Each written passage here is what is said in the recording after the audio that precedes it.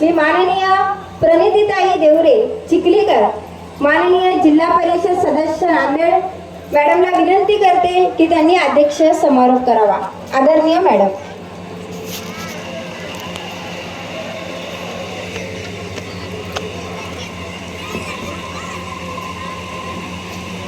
जय श्रीराम सगळ्यांना.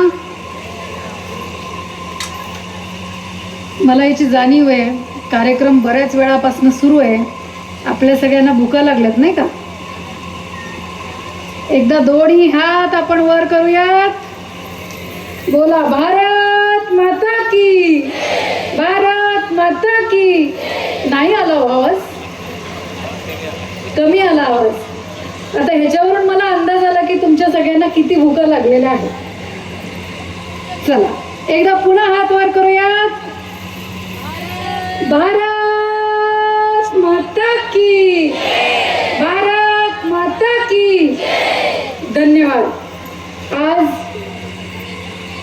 कृषी विज्ञान केंद्र सगरोळी या ठिकाणी कृषी तंत्रज्ञानाचं अत्यंत मोठं आणि सुंदर अशा नियोजनाखाली पार पडत असलेल्या महोत्सवाप्रसंगी व्यासपीठावर उपस्थित असलेले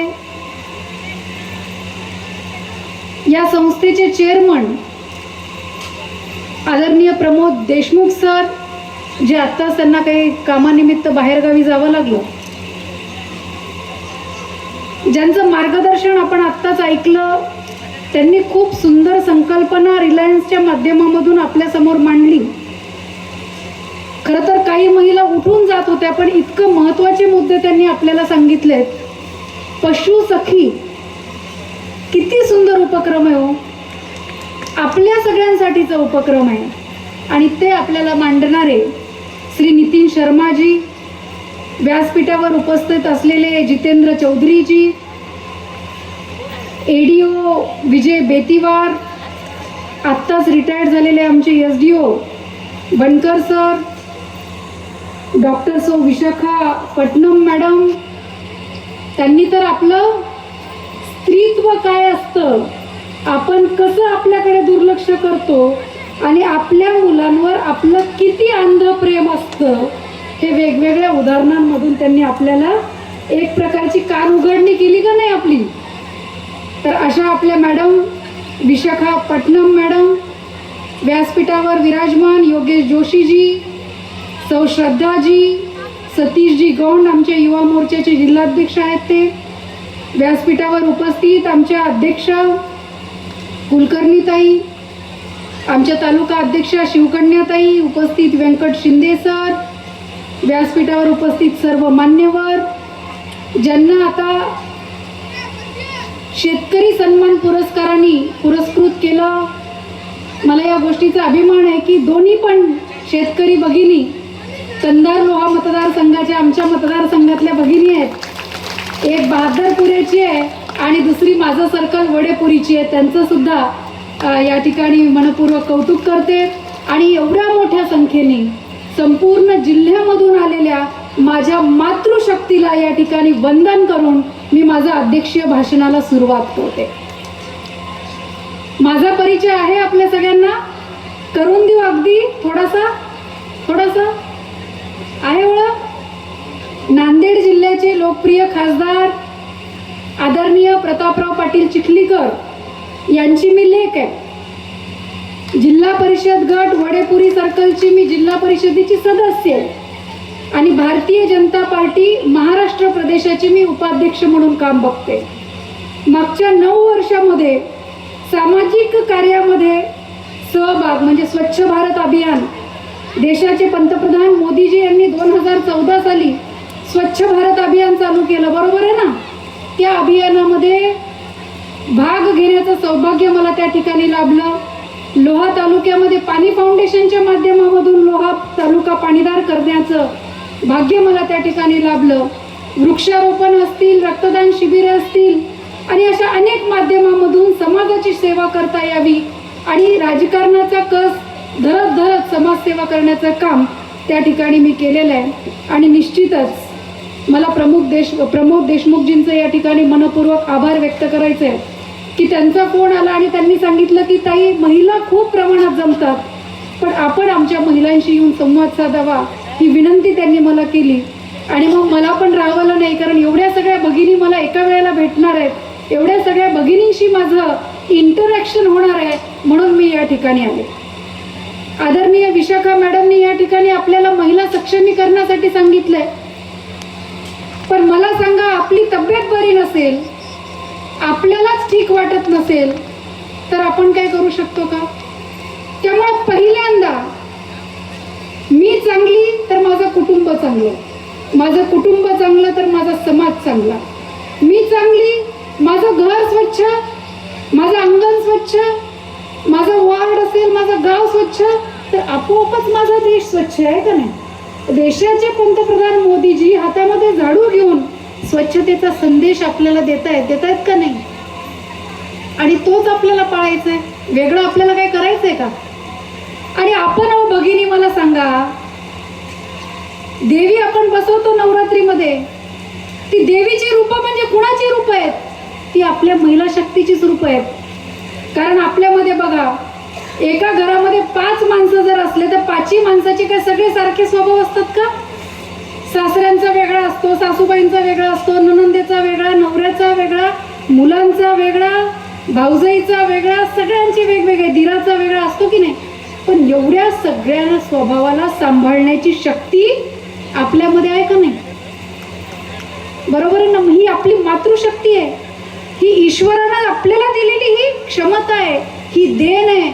आपल्या नवऱ्याला सांगा बरं सांभाळून दाखवा म्हणून, 4 दिवसात 10 भांडणं करतात, पण आपण कित्येक वर्षापासून ही नाती सांभाळत आलेलो आहे, ही नाती गोंजारत आलेलो आहे. कारण ती सहनशक्ती ईश्वराने महिलांना विशेष करून त्या ठिकाणी दिलेली आहे. आपण बघा, घरामध्ये 4 पाहुणे येऊ द्या, किती पण येऊ द्या, पदर खोचला की आपण अर्ध्या तासात स्वयंपाक पाणी करून जेवू घालू पिलू आपण सगळं करून टाकतो, त्यांचं जेवू घालतो, पिऊ घालतो, सगळं करतो. पण हेच पुरुषांना शक्य आहे का? नाही. काय तर नोकरी करत असतील, काय तर शेती करत असतील, काय तर छोटा मोठा उद्योग असेल, सगळं करत असतील, पण घरी आल्यावर असा तोरा असतो, माफ करा, पुरुष मंडळींची माफी मागून बोलते, आपण कमी काम करतो का? सकाळी उठल्यापासून जे राबत असतो घरामध्ये, पण आपण आवाज पण करत नाही. नवरा थकून आला की लगे गरम गरम चपात्या टाकायला तयारच असतो. ही क्षमता कोणात आहे? ही स्त्री शक्तीमध्ये क्षमता आहे. मुलांकडून अभ्यास करून घेण्याची क्षमता आपल्यामध्ये. घरात कुणी आजारी पडलं, तुम्ही मागचं आठवून बघा, तर आपले नवरे घाबरून जातात, घाबरतात, पण आपण पदर खोचून आपल्या घरात जो पेशंट आहे त्याला दवाखान्यात नेणं असेल, त्याची सेवा करणं असेल, घरी आल्यानंतर डॉक्टरनी सांगितलेली सगळी सेवा करणं असेल, सगळं आपण करतो का नाही? नवऱ्याने आपल्याला 2000 रुपये महिन्याचा किराणा भर म्हणून सांगितलं, 100-200 रुपये तर मागे टाकतो का नाही? आणि नवऱ्याला द्या 2000 रुपये भर म्हणो किराणा, आण म्हणो भाजीपाला. आपण 100 रुपयाचा पिशवी भरून भाजीपाला आणला तर 100 रुपयाचे त्यांचे बटाटे दिसायला तयार नाहीत बॅगामध्ये, अशी परिस्थिती होते. काटकसर ही ईश्वराने दिलेली आपल्याला सगळ्यात मोठी ताकद आहे.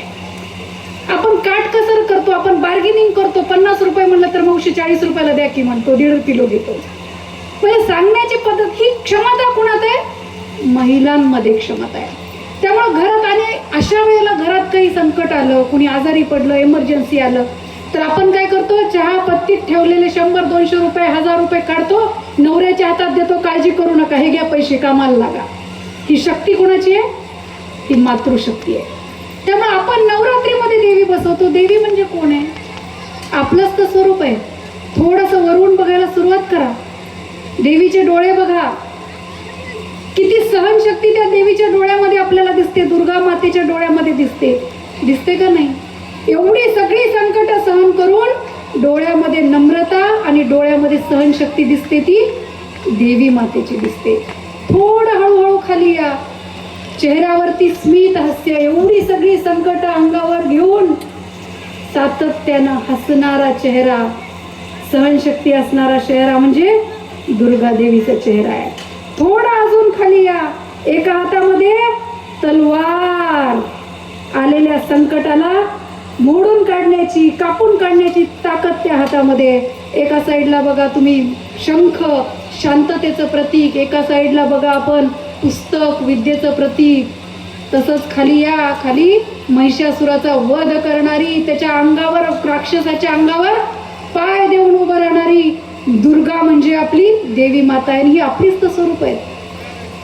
आपण वेळ प्रसंगी दुर्गा होतो, वेळ प्रसंगी चंडी होतो, वेळ प्रसंगी काली होतो, वेळ प्रसंगी लक्ष्मी होतो, वेळ प्रसंगी सरस्वती होतो. त्यामुळे जी देवीची रूप आहेत ती आपलीच तर रूप आहेत. मग ह्या देवी स्वरूप रूपाला जपण्याचं काम आपण स्वतःच केलं पाहिजे की नाही. आता आधीचा काळ गेला. सासू म्हणे कुलपामध्ये ठेवून द्यायची, दूध कुलपात, साखर कुलपात, सगळं कुलपात आणि निघून जायची. आता काळ आहे तो. आता उलट सासवांना टेन्शन झालंय का सुना चहा करून देतील का नाही. इतका काळ बदललाय. त्यामुळे आता खऱ्या अर्थाने आपण पण एक समजून घेण्याची गरज आहे. आपली मुलगी म्हणून आपण ज्या वेळेला आपल्या मुलीला जीव लावतो त्यावेळेला आपल्या घरात येणारी सून सुद्धा कोणाची तरी मुलगीच आहे. आणि खऱ्या अर्थाने मुलगी कामाला येते का हो तुम्हाला लग्न झाल्यावर? किती ती असते जिव्हाळा. मुली इतका जीव तर कोणीच नाही लावू शकत. पण ती तिचा संसार सोडून आपल्यापाशी येऊन बसू शकते का? नाही बसू शकत. मग आपलं सुख दुःख कोण करतं? आपली सुनबाईच करेल. कशी का असेल, तिला सन्मान द्या. एक गोष्ट आहे, मी तुम्हाला सन्मान दिला तर तुम्ही मला सन्मान देणार आहे. मी तुम्हाला कार्य केलं तर तुम्ही मला कार्य करणारच की नाही. त्यामुळं आपण किती सन्मान द्यायचा आणि किती सन्मान घ्यायचा ह्याचा सुद्धा विचार आपण केला पाहिजे. त्यामुळं भगिनींनो, आता खऱ्या अर्थाने राम राज्य आपल्या देशात आलंय की नाही. 575 वर्षापासूनचा आपला असणारा संघर्ष मिटला आणि 22 जानेवारीला रामलल्ला अयोध्येमध्ये मोठ्या, जगातल्या सगळ्यात मोठ्या मंदिरामध्ये त्या ठिकाणी विराजमान झालेले आहे. आणि रामराज्य मी याकरिता म्हणते की देशाचे पंतप्रधान आदरणीय मोदीजी आपल्या भगिनींसाठी 18 तास त्या ठिकाणी काम करतात. गावामध्ये आले की नाही शौचालय? आले, संडास आले सगळ्यांच्या घरात? कुणाच्या नाही आलं? सगळ्यांच्या आले ना? नाही आलं? तुम्ही भेटत आहे मला येऊन पुन्हा. आधीच्या काळ आणि आत्ताच्या काळामध्ये ही सन्मान देण्याची भूमिका देशाचे पंतप्रधान मोदीजींनी घेतली. ज्या मुलीला, ज्या सुनाला आपण लक्ष्मी म्हणतो, सरस्वती म्हणतो, तीच लक्ष्मी, तीच सरस्वती उघड्यावर शौचालयाला जायची. कोणती गाडी आली, लाईट मारला की stand up sit down, stand up sit down, हे हाल होते का नाही. पण आता इज्जत घर म्हणून आपण शौचालयाचा वापर करतो. हे महिला शक्तीला आदर देण्याचं काम माननीय मोदीजींनी केलेलं आहे. आज उज्ज्वला गॅसच्या माध्यमामधून आपल्या डोक्यावरचं दुपटण गेलं ना. 2-2 किलोमीटर जायचं. नवरे आणायचे का दुपटण शेतातून? नाही, आपणच आणायचं. आपणच ते काड्या मोडायच्या, आपणच चूल पेटवायची. आणि ते धूर सगळा घशामध्ये, पोटामध्ये, डोळे तर खराब वेगळंच. ही काळजी कोणाला वाटली? मोदीजींना वाटली. त्यामुळे आज प्रत्येक घरामध्ये उज्ज्वला गॅस आपल्याला दिसतोय. त्यामुळे महिलांना सन्मान देणाऱ्या कितीतरी योजना मोदीजींनी आणलेल्या आहेत. मातृशक्ती वंदन योजना आहे. महिला गरोदर राहिल्यापासून तिचं लसीकरण असेल, तिला गोळ्या देणं असेल, तिची डिलेव्हरी झाल्यानंतर तिला पैसे देणं असेल. मुलगी झाली तर माझी कन्या सुकन्या योजना आहे. मुलीला शिकायचं पोस्टामधल्या योजना आहेत. माझी कन्या सुकन्या योजना. माहिती नसतील तर माझ्याशी संपर्क साधा, मी तुम्हाला सांगते. मुलीला वाटलं शिक्षण घ्यायचं, शिक्षण मोफत. तिला वाटलं दुसऱ्या गावात जाऊन शिकायचं, मानव विकास अंतर्गत तिला सायकल मोफत. तिला वाटलं मला अजून लांब जाऊन शिकायचंय, तिला बसचा पास मोफत. मुलांच्या बरोबरीने तिला शिक्षणाच्या संधी, मुलाच्या बरोबरीने तिला उद्योगामध्ये संधी, महिलांच्या बरोबरीने तिला व्यवसायामध्ये संधी, जॉबमध्ये संधी देण्याचं काम मोदीजींनी केलंय. आपण बघितलं असेल 26 जानेवारीला प्रजासत्ताक दिन असतो ना आपला, परेड बघितली का? 31 देखावे केले. कोणाचे होते? आपलेच तर देखावे होते. बाया बघितलं का नाही? महाराष्ट्रातून काय होतं? आऊसाहेब जिजाऊ छत्रपती शिवरायांना शिकवतानाचा देखावा महाराष्ट्राचा होता. म्हणजे मातृशक्तीला वंदन करणारे आपले देशाचे पंतप्रधान मोदीजी आहेत. त्यांच्यासाठी एकदा सगळ्यांनी टाळ्या वाजवायला पाहिजे. त्यामुळं भगिनींनो, आपल्या सगळ्यांना खूप स्कोप आहे. बचत गटाच्या महिला सुद्धा या ठिकाणी असतील. तर बचत गटांच्या महिलांसाठी सुद्धा 30-30 हजाराचं बिनव्याजी कर्ज त्या ठिकाणी मिळतंय. ज्यांचे बचत गट नाहीत त्या सुद्धा आता बचत गट स्थापन करू पाहत आहेत. त्यामुळे महिलांनी काही ना काही उद्योग केला पाहिजे, ही त्यामागची भूमिका आहे. आपण बघितलं असेल, मॅडमनी सांगितलं ट्युशनचे खर्च वाढले. मोदीजींनी अजून एक काम केलं, 5 लाखापर्यंत आपला इलाज मोफत आहे. रेशन मोफत होतं कोविडच्या काळामध्ये, लसीकरण मोफत होतं. मी सांगत बसले तर असं वाटेल की मी भारतीय जनता पार्टीचा प्रचार करायला या ठिकाणी आले. पण देशाचे पंतप्रधान म्हणून त्यांनी केलेल्या कामाचा गौरव करणं एक महिला म्हणून मला या ठिकाणी वाटतं. त्यामुळे बचत गटाच्या माझ्या भगिनींना सुद्धा विनंती आहे की बचत गट स्ट्रॉंग करण्यासाठी आपण प्रयत्नशील राहिलं पाहिजे. फक्त मिरचीची पावडर केली, धन्याची पावडर केली, पापडं लाटले म्हणजे बचत गट आपला सक्षम झाला असं होत नाही. त्याची प्रोसेसिंग आपल्याला करता आली पाहिजे, त्याचं लेबलिंग आपल्याला करता आलं पाहिजे, त्याचं मार्केटिंग आपल्याला करता आलं पाहिजे. त्यासाठी आपल्यामध्ये काय पाहिजे? आत्मविश्वासाची गरज आहे. आता कित्येक ग्रामीण भागातल्या सिंधुताई सपकाळ आपल्या सगळ्यांना माहिती आहेत. आपल्यासारखीच नऊवारी घालणाऱ्या महिला होत्या त्या, आपल्यासारखं डोक्यावर पदर घेणाऱ्या महिला होत्या, पण सगळ्या जगाला संदेश देणाऱ्या माता होऊन गेल्या त्या. त्यामुळे शिक्षण महत्त्वाचं नाही तर आपला आत्मविश्वास आणि आपला अनुभव महत्त्वाचा आहे. मला खरंच विशाखा मॅडमनी सांगितलं की तुम्ही तुमचा अनुभव तुमच्या सुनेला द्या, कारण आम्ही त्यातून शिकत शिकत कुठंतरी ठेच लागण्यापेक्षा तुम्ही जर आम्हाला अनुभव दिले तर आम्ही त्या चुका करणार नाहीत. इतकं मोठं शिक्षण तुमच्याकडे आहे. त्यामुळे तो वारसा चालत राहिला पाहिजे. या दृष्टिकोनातून सुद्धा महिलांनी सक्षमीकरणाकडे पाऊल उचललं पाहिजे, मला या ठिकाणी आवर्जून वाटतं. आत्ताच शर्माजींनी या ठिकाणी सांगितलं की फक्त एकदाच वर्षातून यायचं आणि थेट पुढच्याच वर्षी यायचं असं करून चालणार नाही. कारण महिला सक्षमीकरणासाठी म्हणजे उद्योजकता विकास असेल, शारीरिक कष्ट कमी करणं असेल, आपल्या सगळ्यांचा आहार असेल आणि आपल्या सगळ्यांचं आरोग्य असेल, यासाठी 12ही महिने सगरोळी कॅम्पमध्ये या ठिकाणी वेगवेगळ्या शेतकऱ्यांना मार्गदर्शन, त्यांना ट्रेनिंग देण्याचं काम ही संस्था इतक्या चांगल्या पद्धतीनं करते. सगरोळीमध्ये आल्यानंतर कुठेतरी दुसऱ्या राज्यात गेल्याचं वाटतं का नाही?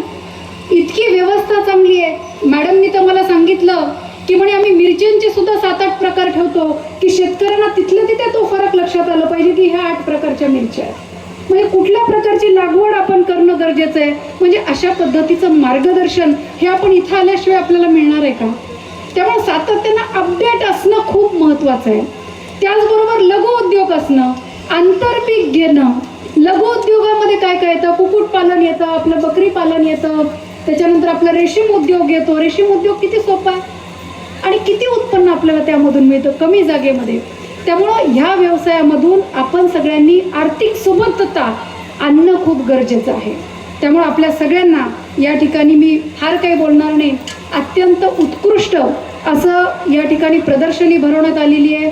मग आपल्या भागामध्ये तयार झालेली खादी असेल, आपल्या भागामध्ये तयार झालेले हे सगळे उत्पादनं असतील. आणि मी सांगते जगापुढं, भारतापुढे एक फार मोठी समस्या आज आहे. म्हणजे पोटाला खाणं ही समस्या नाही, आधी होती की जेवणापासून लोक मरायची, ते काळ गेला. पण आता भारतापुढं सगळ्यात मोठी समस्या जर काय असेल तर ती समस्या आहे माती. आपण काय करतो, महिनाभरामध्ये 2 महिन्यामध्ये ते उत्पन्न आलं पाहिजे, पटकन वाढ झाली पाहिजे, आपण लावलेलं फळ मोठं धाटं वजनाला चांगलं दिसलं पाहिजे म्हणून त्यामध्ये पेस्टिसाइडचा मारा करून करून करून आपण ते उत्पन्न काढतो आणि शेतकरी विकण्याची घाई करतो. त्यामुळे जमिनीचा कस कमी होत चाललाय. आपण बिमार आहोत आणि औषध पितोय, आपली बिमारी कमी होणार आहे की वाढणार आहे? तशाच पद्धतीनं मातीचं झालेलं आहे. त्यामुळं इथं आलेल्या प्रत्येक भगिनींना सांगते, बदल घडवायचे असतील तर ते बदल फक्त महिलाच घडवू शकतात. तुम्ही आग्रह केला, तुम्ही हट्ट केला, 1 वर्ष कमी पिकल शेती, पण दुसऱ्या वर्षीपासून जर तुम्ही नैसर्गिक शेती अवलंबली, आपण बघितलं असेल गोमूत्र, तुमचा खर्च पण कमी होतो, औषधांचा सुद्धा खर्च कमी होतो, फवारण्या करण्याची गरज नाही.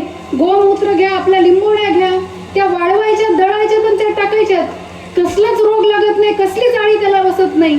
अशा पद्धतीनं आपण सगळ्यांनी करावं, कारण बदल घडवण्याची ताकद ही महिलांमध्ये आहे. त्यामुळे महिलांनी सुद्धा आपली माती चांगली ठेवायची असेल, नैसर्गिक पद्धतीनं शेती करायची असेल तर महिलांनी यासाठी पुढाकार घ्यावा, हेच या प्रसंगी सांगते. खूप उशीर झाला आहे, त्यामुळं या ठिकाणी मी संस्थेचं खूप मनपूर्वक आभार व्यक्त करते. संस्थेचं खूप कौतुक करते की मला वाटते 18 वर्षापासनं, किती वर्ष झाले, 12 वर्षापासनं आपण या ठिकाणी एवढी मोठी 3 दिवसीय प्रदर्शनी भरवता, इतक्या नियोजन पद्धतीने भरवता. त्याबद्दल मॅडम तुमचं, तुमच्या सगळ्या टीमचं मनपूर्वक आभार व्यक्त करते. आणि मला या ठिकाणी बोलून माझा सन्मान केला त्याबद्दलही आपल्या सगळ्यांचे आभार व्यक्त करते. पुन्हा आपल्या भेटीला नक्की येईल हे सांगून थांबते. माझं अध्यक्षीय भाषण थांबवते. जय हिंद, जय महाराष्ट्र.